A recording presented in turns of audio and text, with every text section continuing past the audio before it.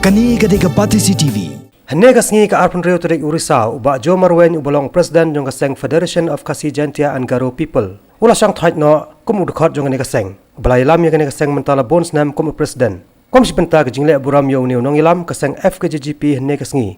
Kalapun kop buram karpang ru yo ba Jo Marwen hakajingelang kabralong halom pelon darbar hall jayau siap. Hakabada kispangot kidkhot jong ne kaseng kilawan banyadan lang bar ai kublai kitbok kiruyang yo Hagranti jong unang ni Syekmat pun syakri kejat benre bakajelahi berakawai dakawai pat karukom.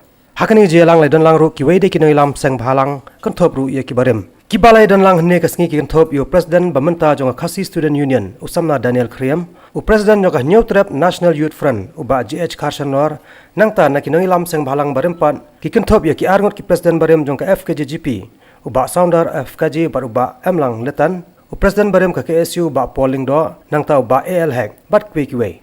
Hakani kasngi lale buram yu ba Jo Marwen dak ba ai ki jing ai pan pensa kan mau ba usentio. Hakani jelang la pan smaru i kinongkit kam mathama jong ka FKJP seng keme kontop yu presiden ban semti menta ba Wilbur Rani ba secretary ba Dandi Khongset.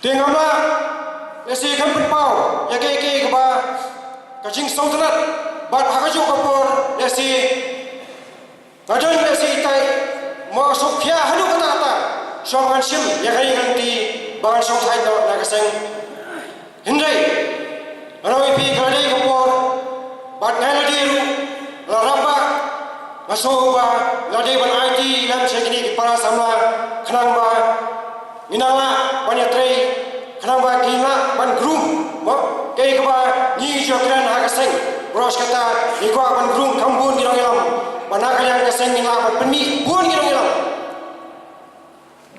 tenak ta daw masim ya kani kunti bangan song thai no la kaseng Kani gade Pati CTV.